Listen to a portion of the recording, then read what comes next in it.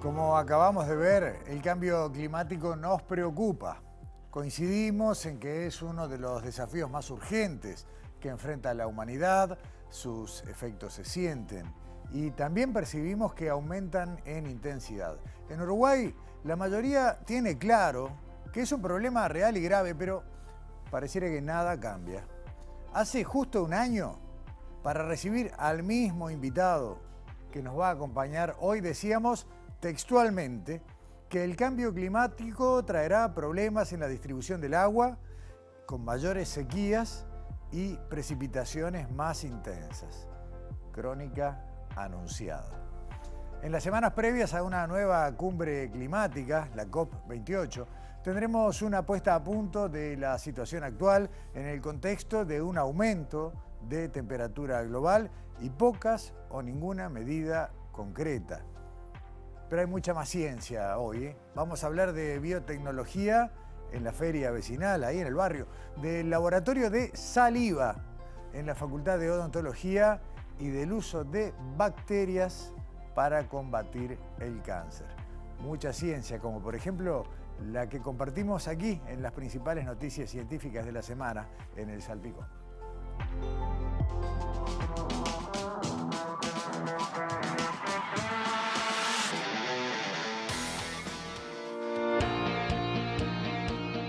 Desde noviembre de 2022, los últimos 12 meses han sido los más calurosos jamás registrados, 1,3 grados centígrados por encima del promedio de temperatura registrado antes de la era industrial, según el análisis publicado por la Organización Internacional Climate Central. Entre otras cifras, el reporte estima que en este año 1 de cada 4 personas en el mundo padeció olas de calor extremas y peligrosas y que el 90% experimentó al menos 10 días de altas temperaturas. En América Latina, el informe señala que el río Amazonas tuvo su nivel de agua más bajo jamás registrado y en el canal de Panamá, la sequía de 2 años interrumpió este importante paso comercial durante varios meses. Una vez más, el reporte indica que este aumento de la temperatura está impulsado por el cambio climático, que es el resultado de la quema de combustibles fósiles y otras actividades humanas. El estudio advierte que las temperaturas seguirán aumentando y que el clima extremo empeorará si los líderes mundiales no actúan para poner fin a las emisiones de gases de efecto invernadero.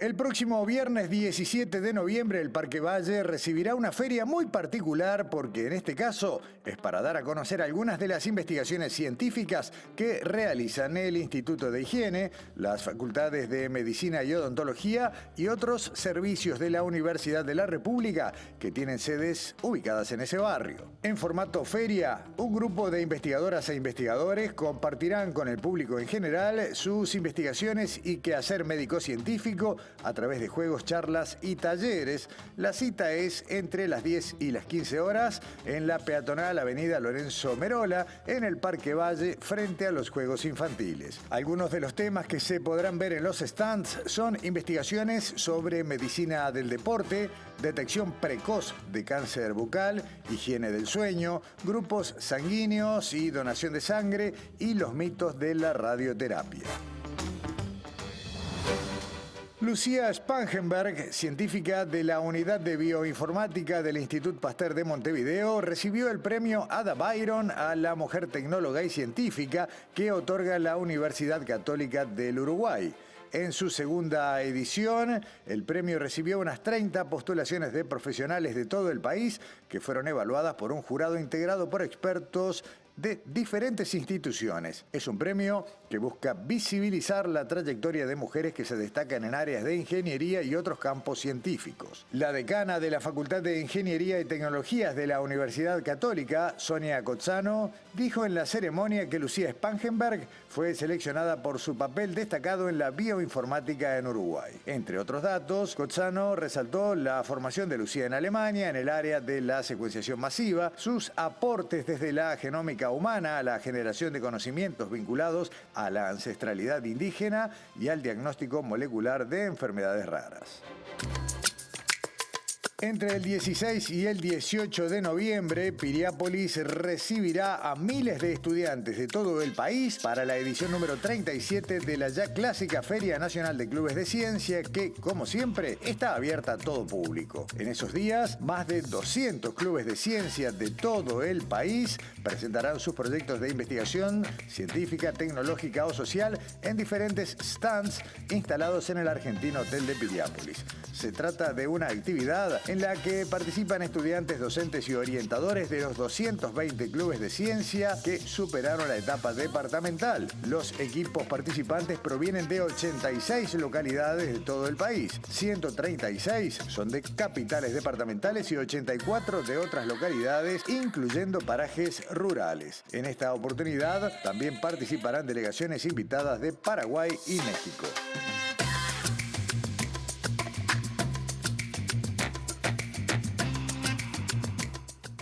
Vamos a compartir el primer informe que tenemos para hoy y realmente cada uno de ellos en distintas áreas es sorprendente y los invitamos a detenerse en los contenidos porque en primer término vamos a hablar de inmunoterapia, que ustedes saben es de las técnicas más recientes de aplicación ya generalizada para combatir determinados tumores cancerígenos. Inmunoterapia, para definir, es el nombre que reciben las estrategias que se orientan a estimular o a modificar nuestro sistema inmune para, en algún caso puede ser potenciarlo o para inhibirlo de acuerdo a la patología que se trate. En el caso del cáncer, las inmunoterapias tienen como objetivo un fortalecimiento, una mejora del sistema inmune para que pueda encontrar y destruir las células cancerígenas. Hay muchos tipos de inmunoterapia, pero básicamente se dividen en algunas que son de tipo activo y en otras que son de tipo pasivo. Las activas apuntan a que el propio sistema inmune del organismo genere los elementos que terminen atacando a la enfermedad o al patógeno. Las pasivas, en cambio, son aquellas en las que el organismo recibe a los efectores, los recibe de manera externa, pero no los produce por su cuenta. En este caso, vamos a hablar de investigaciones que se desarrollan en Uruguay buscando la utilización de una bacteria, de un microorganismo como agente para atacar el cáncer. Esto sucede en el Departamento de Desarrollo Biotecnológico del Instituto de Higiene, un área de Facultad de Medicina. Se viene estudiando desde hace tiempo el potencial que puede llegar a tener la bacteria Salmonella como agente para desarrollar inmunoterapias contra el cáncer. Hablamos con la doctora Amy Mónaco, investigadora del Departamento de Desarrollo Biotecnológico, y en una primera parte del informe nos va a contar cómo trabajan con la salmonela y cuáles son las ventajas de utilizar a este microorganismo.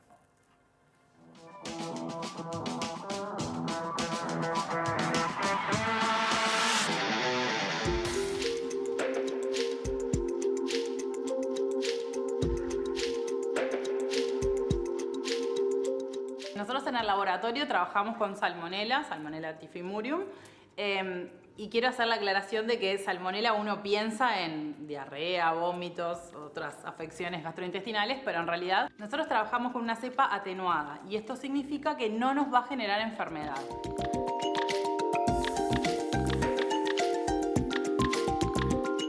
Las ventajas de trabajar con Salmonella son muchísimas. La primera es que, como conocemos su genoma, es una bacteria muy conocida, muy estudiada, podemos modificarla genéticamente de forma muy dirigida. Entonces esto nos permite, por ejemplo, atenuarla para que sea más segura y obviamente también nos permite modificarla para expresar cosas que nos interesan en el contexto de una inmunoterapia. Además, en realidad ella tiene una capacidad natural para estimular el sistema inmune porque es una bacteria y nuestro cuerpo está preparado para reconocer bacterias y actuar en consecuencia. Otra ventaja que tiene Salmonella es un demostrado potencial antitumoral en muchos modelos distintos de cáncer: mama, pulmón, colon, melanoma, de piel, etc.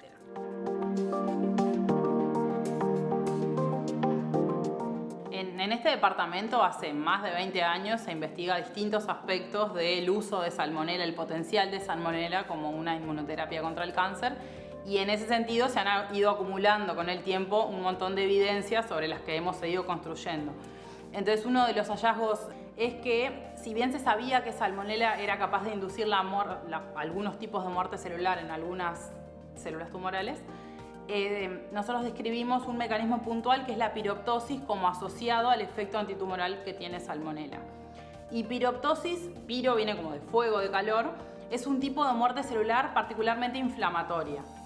Hay otros tipos de muerte celular que pasan como de una forma silente, desapercibida, pero este es todo lo contrario. Este genera moléculas que activan al sistema inmune, lo alertan, y como en ese contexto justo Salmonella mató células tumorales, se liberan pedacitos de estas células que nosotros le llamamos antígenos tumorales, y bueno, estos antígenos tumorales son captados en ese contexto inflamatorio, entonces logran que se genere una respuesta inmune específica contra el tumor.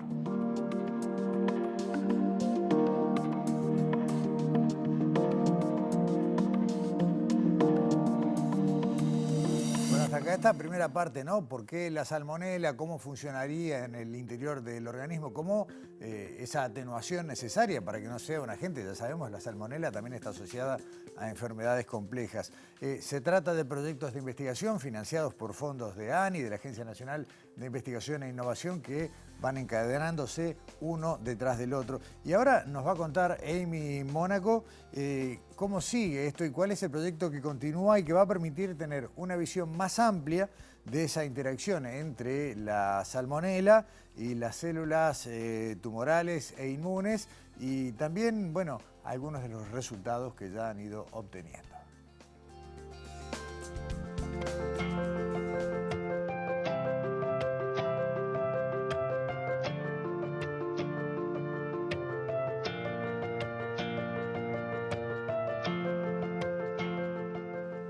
Trabajamos con modelos animales, puntualmente usamos ratones, y en ellos desarrollamos distintos modelos de cáncer en los cuales fuimos evaluando la combinación de salmonela con distintas terapias que se usan actualmente.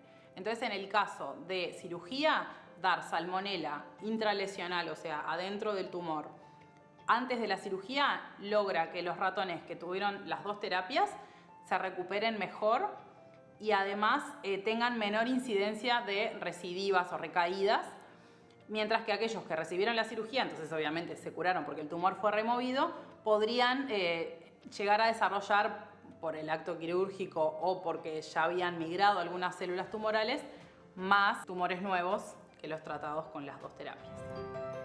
Por otra parte, también utilizamos salmonela como terapia neoadyuvante en el caso de quimioterapia, y hemos encontrado que cuando se administra salmonela antes de la quimioterapia, los ratones tratados la pasan mejor. Un efecto secundario muy conocido asociado a las quimioterapias, la caída de pelo, la baja de peso, y los ratones que tuvieron salmonela antes resisten mejor la quimioterapia. Entonces, nuestra idea a futuro es proponer la salmonela como terapia neoadyuvante para otras terapias de uso y aprobadas el día de hoy, de forma de prolongar más la sobrevida de los pacientes y mejorar también su calidad de vida.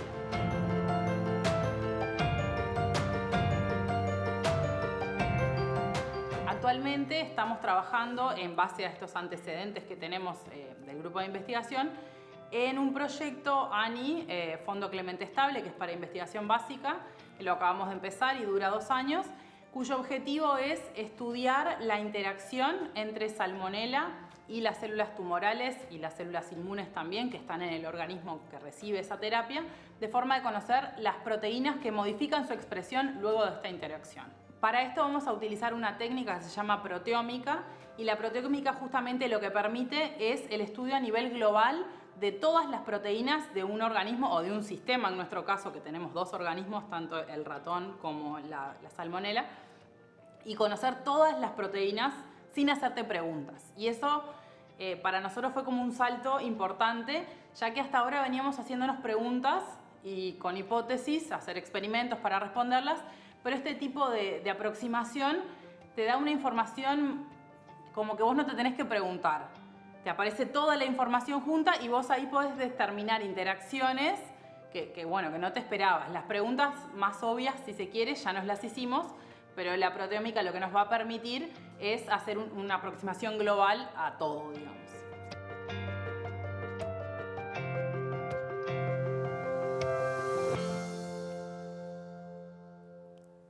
Es un proceso de acumulación, años de trabajo, de laboratorio, ensayos, primero tener la idea, probarla, chequearla, pero ¿quién les dice que no sea esta una línea que termine dando buenos resultados y mejorando en definitiva nuestra calidad de vida? Primera pausa en Sobre Ciencia. A la vuelta vamos a hablar por un lado de saliva y por otro lado de cambio climático.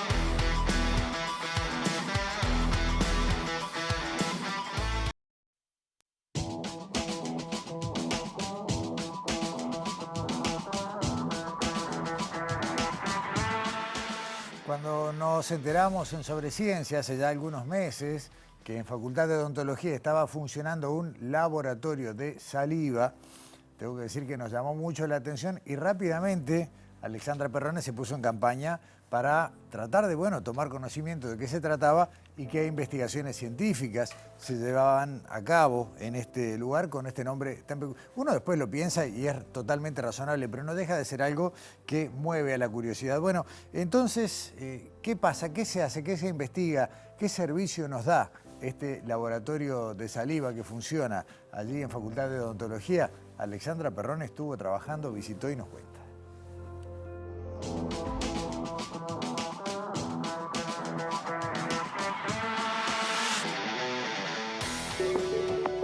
Analizar algunos parámetros y componentes de la saliva puede ayudar a diagnosticar enfermedades odontológicas. La Facultad de Odontología de la Universidad de la República inauguró recientemente su laboratorio clínico de análisis de saliva. ¿Cómo funciona y para qué sirve? Lo conocemos en este informe de Sobre Ciencia.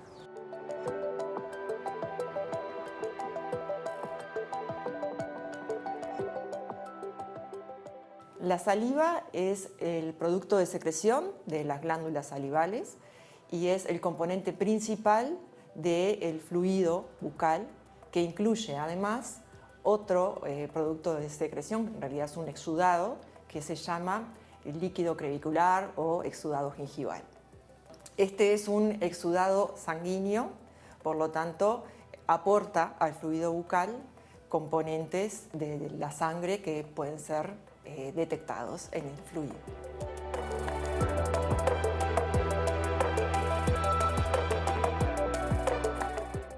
En el análisis de este fluido bucal o saliva podemos detectar biomarcadores, inmunoglobulinas, determinadas concentraciones de iones que pueden estar hablando de un funcionamiento normal o patológico de ese individuo, y tiene la ventaja de que es una técnica no invasiva, la recolección de saliva, en comparación con otras técnicas invasivas que pueden también detectar esos parámetros.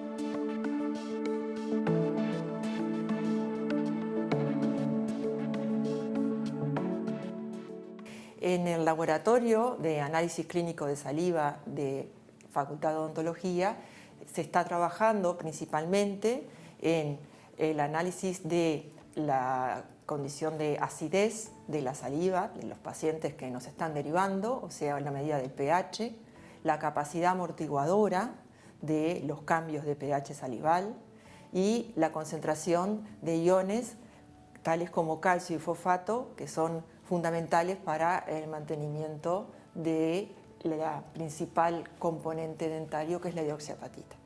La hidroxiapatita es una sal de fosfato de calcio que está constituyendo el esmalte, la dentina, los tejidos duros de las piezas dentarias y también obviamente del hueso.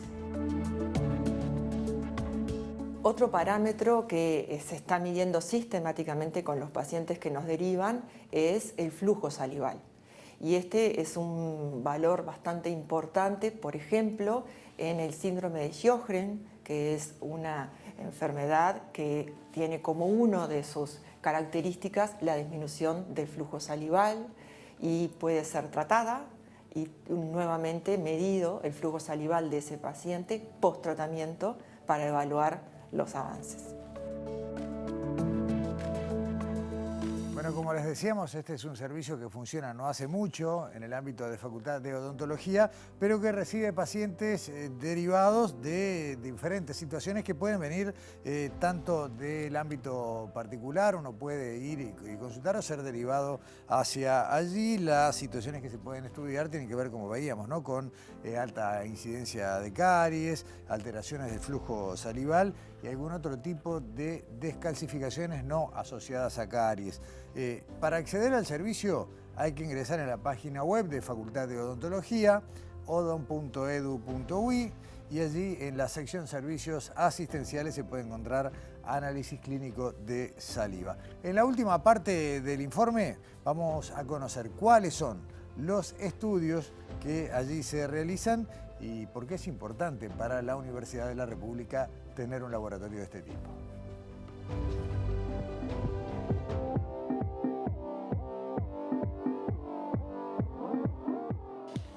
Bueno, acá tenemos las muestras de saliva que fueron recolectadas. Tenemos la saliva estimulada y la no estimulada. A esta saliva lo primero que le hacemos es un análisis de concentración de iones. En esta oportunidad tenemos la concentración de iones de calcio, vamos a medir. Esto es un reactivo colorimétrico que utilizamos para poder cuantificar la cantidad de calcio que tienen las muestras.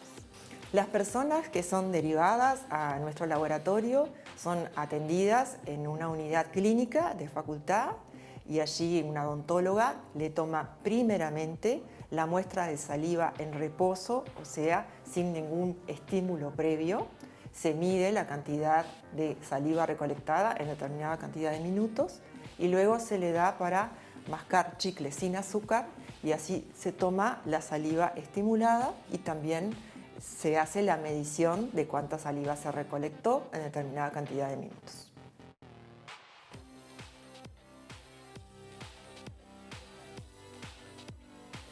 Para el análisis de la saliva se realizan diversas técnicas, de las cuales la más utilizada actualmente es la de medición del poder amortiguador, con la cual se le va agregando un ácido a esa saliva y se va midiendo cómo va variando el pH de la saliva analizada, tanto de la saliva en reposo como de la saliva estimulada. Además, se hace determinación de iones calcio por métodos colorimétricos y, si es necesario, se pueden analizar la concentración de otros iones como, por ejemplo, fosfato. La importancia de poder detectar la concentración de los iones calcio y fosfato está basada en que el mineral que está formando el esmalte es un mineral de fosfato de calcio y con él se hace un intercambio dinámico de iones a través de la presencia de esos iones en la saliva que está bañando las piezas dentales.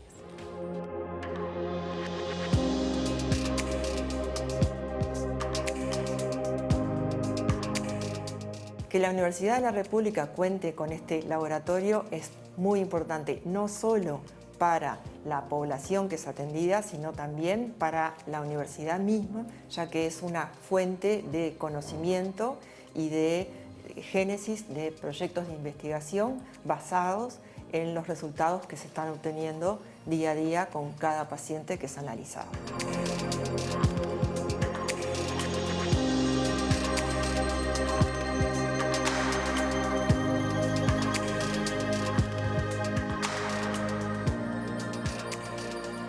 La Conferencia de las Naciones Unidas sobre el Cambio Climático de 2023, mucho más conocida globalmente por el nombre de COP28 en este caso, se va a desarrollar entre el 30 de noviembre y el 12 de diciembre de este año en Dubái.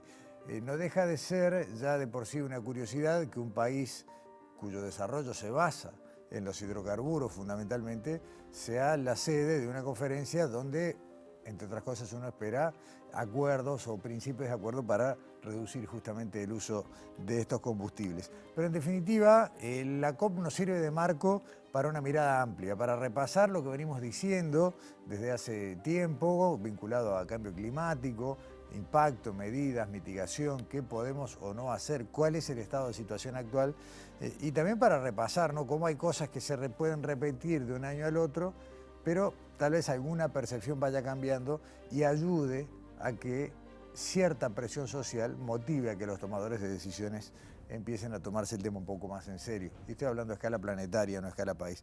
Una vez más, Marcelo Barreiro, muchas gracias por acompañarnos en Sobre Ciencia, por venir a ayudarnos a hacer un estado de situación de algo que tal vez sea, o sin tal vez, como humanidad, como colectivo, es el problema número uno. Sí, bueno, muchas gracias de vuelta por invitarme, un gusto estar acá. Y sí, creo que a esta altura a nivel mundial se reconoce el cambio climático como la amenaza para la humanidad más importante para el siglo XXI, inclusive nuestro gobierno también lo reconoce.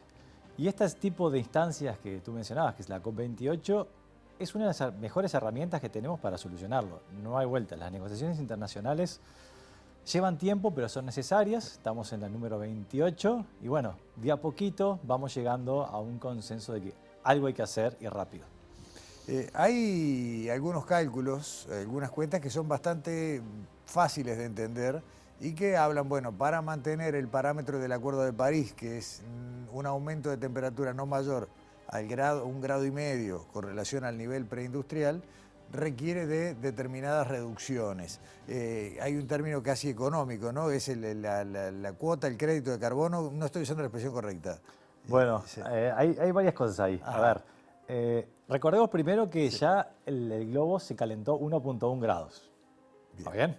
Entonces, con respecto al periodo preindustrial. Entonces nos quedarían 0,4 grados de aumento hasta el siglo XXI, digamos, sería de changüí, llamémosle. Entonces, ¿qué pasa? El Acuerdo de París, que fue el 2015, fue la COP21, lo que definió es una serie de pasos, ¿sí?, para ir monitoreando cómo va la emisión de gases de efecto invernadero a nivel mundial, ¿sí?, de tal forma de que para el 2100 no superemos los 2 grados y en particular estemos más cerca del 1,5. Entonces, para llegar a ese monitoreo, cada país tiene que, cada 5 años, hacer un informe sobre cuáles son los pasos que está haciendo en cuanto a emisiones de gases de efecto invernadero, ¿sí?, en cuanto a eso que sería la mitigación del cambio climático, en cuanto a la adaptación del cambio climático y si necesita financiamiento para aplicar algún tipo de medidas. Entonces Uruguay, el último informe que hizo sobre las contribuciones nacionales determinadas, que se llaman, la hizo el año pasado, en diciembre del 2022. Y bueno, y en esta COP28 lo que se va a hacer es justamente hacer un balance global. Bueno, ¿dónde estamos parados? ¿Sí? Los compromisos que han asumido los países al día de hoy en cuanto a emisiones de gases de efecto invernadero, ¿son suficientes para llegar a 1,5 para el 2100? Esa es la pregunta que se va a plantear la COP28. Todo indica que no, que estamos lejos. Al día de hoy, si mantenemos las políticas actuales de emisiones de gases de efecto invernadero, para el 2100 la temperatura a nivel global aumentaría entre 2,5 y 3 grados. ¿Sí? Llegaría a 2,5 y 3 grados por encima de la temperatura preindustrial. Si nos basamos en los compromisos asumidos al día de hoy, ¿sí?, compromisos hechos por todos los países a nivel global, llegaría a cerca de 2 grados para fin del siglo XXI. Tenemos que llegar a 1,5. Entonces todavía falta. Y eso es si realmente los países terminan cumpliendo todos los compromisos asumidos, que bueno, eso hay que verlo. Pero aparte, si te sigo, no solamente cumplir lo asumido, sino aumentar un poco la ambición, bueno, ¿no? Sin duda. Sí. Si queremos llegar a 1,5, de hecho, eso es uno de los objetivos de esta COP28. Es, bueno, ver dónde estamos, hacer un inventario y, bueno, y ahí de alguna forma decir a los países, bueno, digamos, mejoren la apuesta. Traten de ser más ambiciosos en sus reducciones de gases de efecto invernadero, porque si no, no vamos a llegar a 1,5 grados. ¿Sigue siendo el uso de combustibles fósiles la principal fuente a escala global de emisión de gases de efecto invernadero? Sí, sin duda, sin duda. Eso creo que no hay ninguna duda al respecto. El problema es que también hay que pensar de que no podemos hacer una transición mañana, sí, claro, de cambiar todo, claro, ¿no? O sea, recordemos que si bien uno puede mirar hoy a los gases de efecto invernadero como los malos de la película, si quiere, desde el punto de vista climático, no olvidemos que durante todo el siglo XX, todo el aumento del bienestar humano, todo el aumento de esperanza de vida, todo fue basado en combustibles fósiles. Entonces ahora lo que hay que hacer es hacer una transición, claramente, y que sea justa.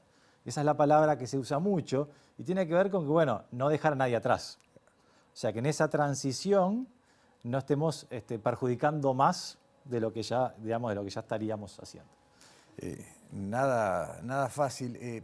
Hace poco la Unión Europea anunció que va a proponer triplicar la adopción de energías renovables a todos los países, no solo en su ámbito, sino proponer un acuerdo global con el horizonte, digamos, de lo que era la meta al 2030, triplicar esa meta. Pero el riesgo es el que vos decís. Habrá economías que tienen la posibilidad de hacer ese cambio, pero si vos bajás la palanca de los hidrocarburos, el que está rezagado es el que más lo va a sufrir. Bueno, ese es el gran problema.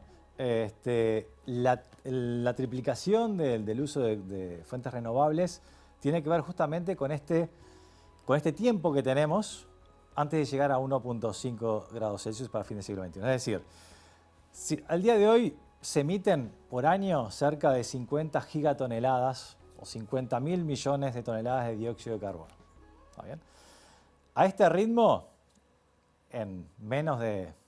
al 2030 ya consumimos todos lo que sería el budget que tenemos para llegar a 1.5 grados a fin del siglo XXI. Entonces lo que tenemos que hacer es rápidamente llegar a un pico de emisiones, que tiene que ser antes del 2025, y en el 2030 debería haber una reducción del 43% del uso de emisiones de combustible fósil para poder llegar al 2050 esencialmente con 0 emisiones de dióxido de carbono. Entonces, esa reducción al 2030 del 40-43% implica un aumento enorme en el uso de las fuentes renovables. Entonces, ahí es donde, por eso la Unión Europea quiere triplicar para el 2030 el uso de las fuentes renovables de energía. Y mientras tanto, ¿qué está pasando, Marcelo? Es muy común confundir un episodio climático con el cambio climático. Y ahí viene lo que ustedes siempre ponen énfasis, no mezclar variabilidad climática con cambio climático. Pero no podemos dejar de pensar que hay una percepción cotidiana de que el tiempo no es como cuando éramos chicos, ¿no? Y que es lo que uno más o menos termina repitiendo. ¿Estamos sintiendo el efecto del cambio climático? Cuando digo estamos, estoy hablando incluso de Uruguay. Sí, sin duda. O sea, ¿qué pasa? Esa es una división entre variabilidad y cambio climático que hemos sido muy insistentes desde el lado de la universidad en tratar de separar una cosa de la otra, porque creo que ahí es donde se genera mucho ruido y al final todo termina siendo cambio climático y al final te terminas pegando un tiro en el pie. Claro. ¿Está bien? Entonces, unas líneas de investigación más importantes a nivel mundial justamente es ver si un evento climático particular extremo, una sequía, una inundación, una ola de calor, es debido a la variabilidad climática natural o efectivamente el hombre tuvo un impacto en la generación de ese evento. Entonces, eso es lo que se llama atribución de eventos al cambio climático. Entonces, eso es una línea de investigación a nivel mundial que es muy importante. Nosotros a nivel de Uruguay estamos tratando de empezar a desarrollar también. Y es muy importante, ¿por qué además? Porque en la COP27 se generó lo que se llama un fondo de pérdidas y de daños y pérdidas, que es un fondo que los países en desarrollo y más afectados por el cambio climático en general han venido insistiendo durante muchos años. ¿Por qué? Esencialmente, ¿qué es este fondo? Bueno, el fondo se puede resumir en una frase. El que contamina, paga. Entonces, si un país que realmente sufrió un evento climático que se puede asociar al cambio climático, tuvo daños y pérdidas muy grandes, bueno, los mayores contribuyentes al cambio climático tienen que resarcir de alguna forma a ese país. Entonces, es fundamental determinar si un evento climático realmente fue causado por el cambio climático o fue variabilidad climática natural, porque ya hay digamos, dinero de por medio. Ahora, ¿cómo podés determinar eso? ¿Cómo te das cuenta? Bueno, no te das cuenta, digamos, Pero ¿cuál es el mecanismo de investigación o qué parámetros lo pueden indicar? Esencialmente lo que tenés que hacer es tener un modelo climático ¿sí? Un modelo climático que involucra una combinación de un modelo de atmósfera, con un modelo de océano, con un modelo de la parte de ecología terrestre, modelo de hielo. Todo eso combinado te da un modelo climático. Y haces 2 experimentos. Simulás ese evento en ausencia de las emisiones de gases de efecto invernadero y en presencia de las emisiones de efecto invernadero. Y ves cuál es la probabilidad de ocurrencia de ese evento. Si la probabilidad de ocurrencia de ese evento en particular cambia significativamente debido a la existencia de las emisiones de gases de efecto invernadero, bueno, efectivamente ahí tenés que el humano tuvo un rol en la generación de ese evento climático. Y esos modelos corren en simuladores informáticos, digamos, en computadoras. Eso es exactamente, son modelos que representan matemáticamente, con ecuaciones matemáticas, todos los procesos físicos, químicos y biológicos del clima. Claramente es un abordaje totalmente interdisciplinario, ¿no? Ahí confluyen, vos nombraste 6, 7 disciplinas como al pasar. Sin duda. Estudio del clima requiere todas las componentes que se te ocurran en cuanto a, desde, bueno, meteorólogos obviamente, oceanógrafos, físicos, gente que se dedica, glaciólogos, que se dedica al estudio del hielo, la gente que se dedica a ecología terrestre, ciclos de carbono, biólogos. Hay de todo, de todas las disciplinas realmente es fundamental. ¿Se puede ya llegar a alguna conclusión sobre las razones de la última sequía prolongada que tuvimos a principios de año? Bueno, es una excelente pregunta. No tenemos una respuesta al día de hoy, pero lo que sí te puedo decir es que dentro de la sequía, hay estudios que muestran que, por ejemplo, durante la primavera del año pasado, que fue septiembre, octubre, noviembre, fue muy seca, no se puede asociar la sequía al cambio climático. Hay una niña. Hay un evento de la Niña en el Pacífico que tuvo una influencia muy grande sobre la sequía, pero sí hubo olas de calor durante esa sequía, que son noviembre, diciembre, que sí se pueden asociar al cambio climático. Entonces, ¿qué pasó? El cambio climático, por lo menos en ese periodo, no fue el generador de la sequía, pero sí la intensificó. Porque si tú le pones una ola de calor arriba de un suelo que ya está relativamente seco, esencialmente lo secas cada vez más. Entonces, el cambio climático, hasta ahora, con respecto a esta sequía, el rol que tuvo es de intensificar la sequía, no de generarla per se. Ustedes estaban trabajando desde hace tiempo y creo que intensificaron la línea de trabajo en el comportamiento de determinadas corrientes atmosféricas que son muy poco conocidas por los mortales comunes, como el nodo anular del sur, el SAM y la variabilidad, la de Madden-Julian, la oscilación de Madden-Julian. Exacto. Que son fenómenos que regulan el clima de todo el planeta y que tienen que ver también con lo que pasa al sur. Y si yo no entendí mal, estaban tratando de ver si había alteraciones en esas corrientes que pudieran vincularse al efecto, en definitiva, humano. ¿Pudieron avanzar en ese sentido? Sí, bueno, uno de los modos de variabilidad más importantes del hemisferio sur es el modo anular del sur que tú comentabas. Esencialmente tiene que ver con, es un cinturón de vientos que da la vuelta al globo, en el hemisferio sur, cerca entre 40 y 60 grados sur, da la vuelta al globo, y eso, el modo anular, lo que significa es que ese cinturón de vientos que da la vuelta al mundo se mueva hacia el norte o se mueva hacia el sur con cierta variabilidad. ¿Está bien? ¿Qué pasa? Ese modo de variabilidad es natural, siempre existió, pero el humano lo ha modificado por 2 razones. Uno es por el cambio climático, por el calentamiento global, lo que ha hecho que se haya corrido más hacia el sur ese cinturón de vientos que lo climatológicamente normal. Y además, también el agujero de ozono jugó un rol en ese corrimiento hacia el sur. De hecho, entonces, tenemos un fenómeno que efectivamente es modificado por las 2 actividades importantes que tiene el hombre esencialmente en el hemisferio sur, que tiene que ver con el agujero de ozono y con el calentamiento global. Otros modos de variabilidad, como la oscilación de Madden-Julian, el fenómeno del Niño y otros fenómenos más, no está claro aún cuál es el impacto del cambio climático sobre ellos. O sea, eso en el último informe del IPCC lo miramos específicamente, en el capítulo en que yo contribuí, y no se ve un impacto claro aún. Una cosa que es bueno resaltar, más allá de que no haya un impacto sobre el fenómeno en sí, los impactos de ese fenómeno sí pueden cambiar. ¿A qué me refiero con esto? El Niño tenemos, por ejemplo, que tenemos ahora, el fenómeno del Niño, ese calentamiento de las aguas del Pacífico ecuatorial, tiende a generar lluvias por encima de lo normal en primavera, fundamentalmente, comienzos de verano en Uruguay, por eso tenemos las inundaciones que tenemos en el norte del país.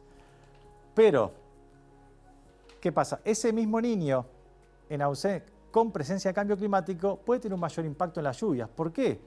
Porque como la atmósfera está más caliente, ¿sí?, puede contener más vapor de agua. Entonces, ese vapor de agua esencialmente es el combustible de las lluvias. Entonces, la misma anomalía de circulación atmosférica causada por el Niño puede tener un impacto mayor en las lluvias porque hay más combustible, digamos, hay más vapor de agua para que llueva.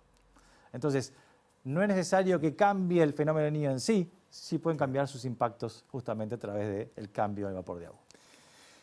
Marcelo, por acá llegamos hoy con ganas de seguir y sobre todo de ir acumulando.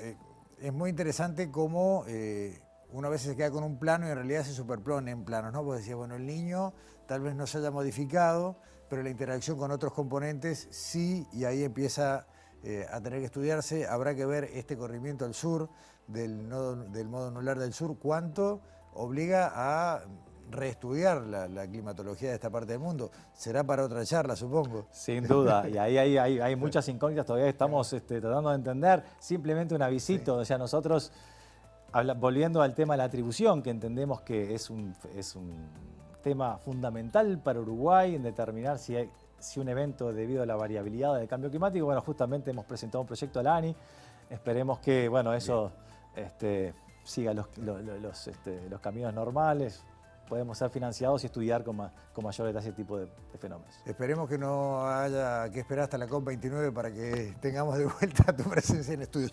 Marcelo, ¿te había gustado la taza? Hoy cuando viniste te llevas una estadística. Muchísimas gracias. Para acompañarnos en Sobre Ciencia. Muchas gracias. Hasta pronto. Gracias a ustedes. Nueva pausa en Sobre Ciencia. A la vuelta seguimos compartiendo información de nuestro país.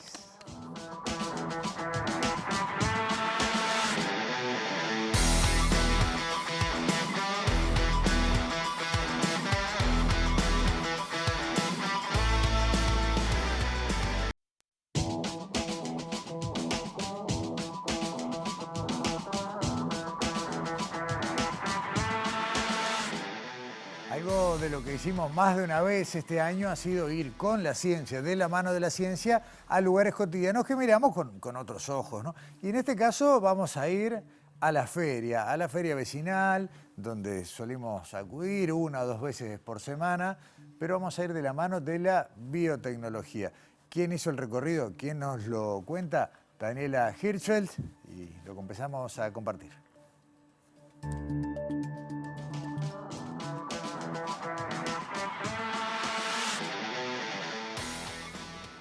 Ahora todos pueden elegir naranja 3 kilos 100, mandarina 2 kilos 50 pesos y banana 50 pesos el kilo. Todos pueden. Agarren, no jueguen con su dinero, todo barato. A ver el público, abrimos ahora. Seguro asocian este grito con la feria, pero es probable que no lo asocien con la ciencia. Sin embargo, ninguno de los alimentos que llega a nuestra mesa es posible si no tuviéramos el conocimiento científico. Por eso hoy vamos a hablar de una ciencia en particular e invitamos a la ingeniera agrónoma Joana Lado para hablar de biotecnología en la feria.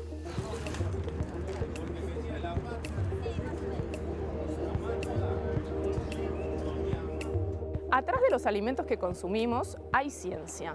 Y una de esas ciencias es la biotecnología. Utiliza herramientas y técnicas que nos da la biología, como por ejemplo el ADN, poder hacer cruzamientos entre plantas, poder hacer selecciones de determinadas plantas que se comportan mejor en determinados ambientes.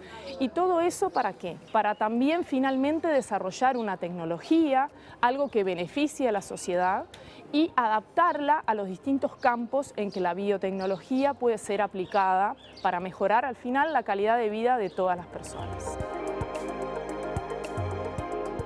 La biotecnología muchos la asociamos con los transgénicos, pero no todo es eso, sino que la biotecnología también tiene otras áreas que nos apoyan lo que es la selección natural, muchas veces de variedades con cierta tolerancia a determinadas plagas, a determinadas enfermedades. Algo que ya existe, la biotecnología nos permite como copiarlo o imitarlo en una base genética que a nosotros ya nos interesa porque quizá produce mejor en las condiciones del Uruguay.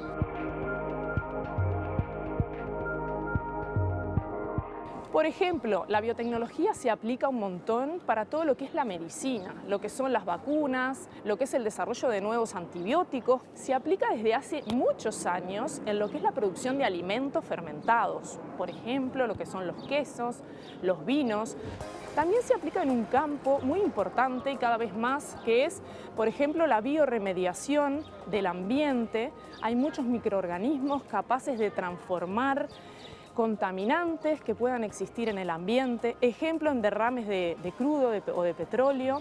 Eso a veces se utilizan ciertos microorganismos para ayudar a limpiar.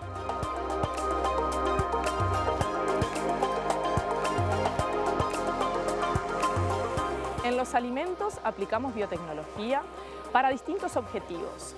Por ejemplo, para seleccionar variedades que son resistentes a determinadas plagas y enfermedades que ocurren aquí en el país, para desarrollar productos de colores más atractivos, también para lograr una disponibilidad más extensa en el tiempo y que el consumidor pueda llegar a ese producto durante periodos cada vez más largos, también para seleccionar frutas más firmes que toleren mejor el transporte.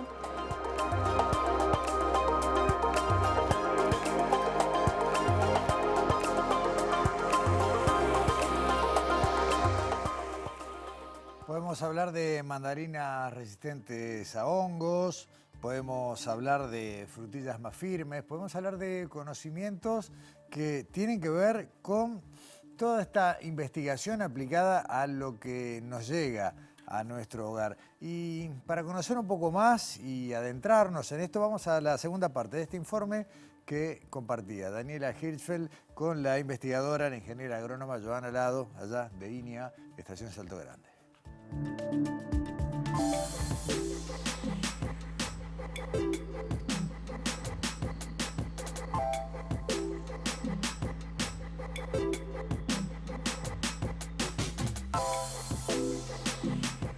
Con respecto a los tomates, hay muchas variedades que vemos en la feria. Hay peritas, hay más grandes, más chicos, más rojos, más claros. ¿Qué nos puedes contar de la biotecnología en los tomates? El mejoramiento genético, que es cuando cruzamos una flor con otra flor y de ahí podemos seleccionar distintas variedades, nos ha permitido desarrollar variedades que se desarrollen mejor en las condiciones del invierno.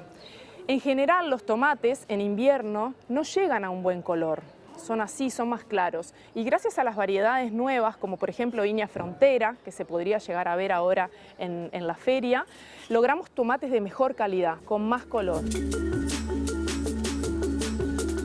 La biotecnología también nos permite imitar, por ejemplo, mutaciones naturales que ocurren en la naturaleza.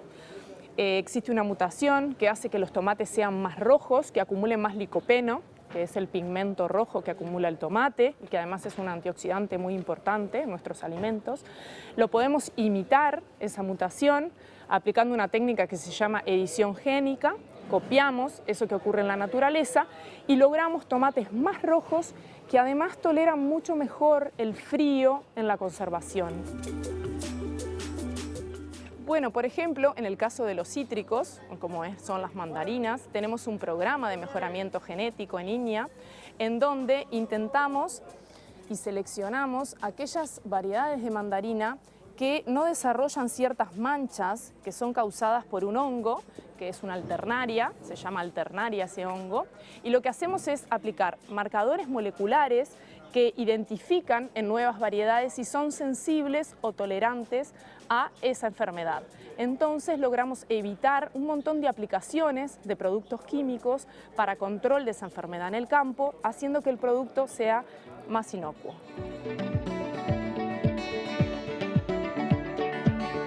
En el caso de la frutilla, el mejoramiento genético ha hecho aportes muy importantes. Uno de ellos es que podamos tener frutilla casi todo el año. Y ahora, gracias a las nuevas variedades de Inia, que actualmente son Inia Irupé, Inia Ágata, podemos tener frutilla ya desde abril. En frutilla también hemos logrado, gracias al mejoramiento genético, sobrellevar una enfermedad muy importante que ocurrió por ahí por el año 2015 en este cultivo, que mató gran cantidad de plantas, y había una variedad tolerante a esta enfermedad. Gracias a eso la producción de frutilla pudo continuar durante estos años y se ha ido mejorando esa variedad por temas de calidad de fruta.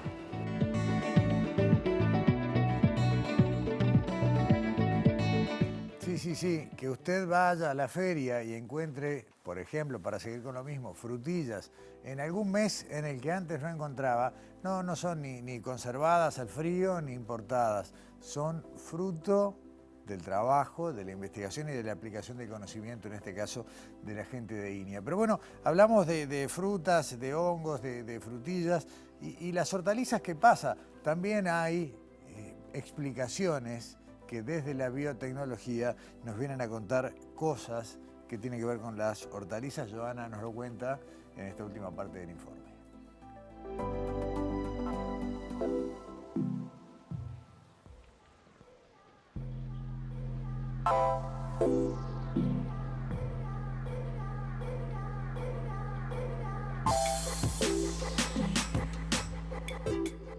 Bueno, en el caso de la cebolla, tenemos que el 70% de las variedades que se plantan son variedades nacionales. Y la biotecnología nos ha permitido, y estamos en proceso de seleccionar, variedades que son resistentes a un hongo que se llama peronóspora, que realmente lleva muchísimas aplicaciones de agroquímicos. Y logrando esa resistencia, evitaríamos ese número de aplicaciones en este cultivo.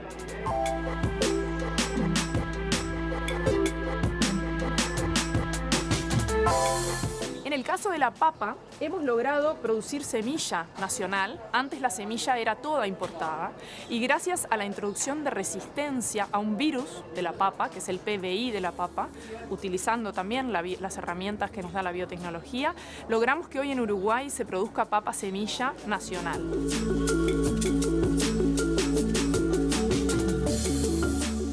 En Uruguay tenemos dos tipos de boniato, el boniato zanahoria y el boniato criollo. En estos boniatos hemos generado información respecto al sabor del boniato y a qué es lo que prefieren los consumidores uruguayos, aplicando la evaluación sensorial, y con esa información retroalimentamos el mejoramiento genético para seleccionar las variedades que prefieren los uruguayos. A su vez, hemos logrado que el boniato se pueda conservar durante más tiempo. Podemos conservar un boniato criollo durante 6-7 meses y por lo tanto aumentamos su disponibilidad. Logramos que lo encontremos en la feria o en donde compramos frutas y hortalizas durante más tiempo. También, y gracias a este mejoramiento genético, logramos empezar a crear boniatos de color violeta en la pulpa, que tienen antocianos, que son antioxidantes muy importantes, y diversificar los productos que hoy consumimos, ya sea por la parte nutricional y aportar mejores y diferentes nutrientes, como por el tema del sabor, sabores diferentes en nuestra mesa.